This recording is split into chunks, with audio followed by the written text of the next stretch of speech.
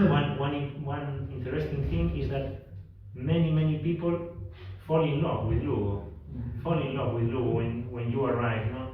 So that's very important for us, for the people of Lugo, seeing how you fall in love with Lugo, because it's a very emotional thing for us to see how people fall in love with the city.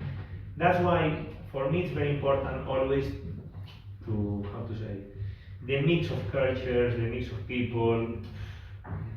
I still can't understand why people doesn't see this, no, because it's really how the world should work, no, being open to the others, no, in general.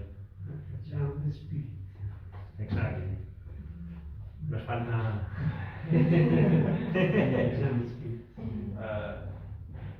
And my name is Abdul. My department is law, and I like to look at this was 5 days in the logo. It's my first opinion. It was good city, and the historical city architecture is good, and I also much travel, and this city is small and the relaxed city, I think, but I am agree with my friend. It's not population much more. Yeah. That is all.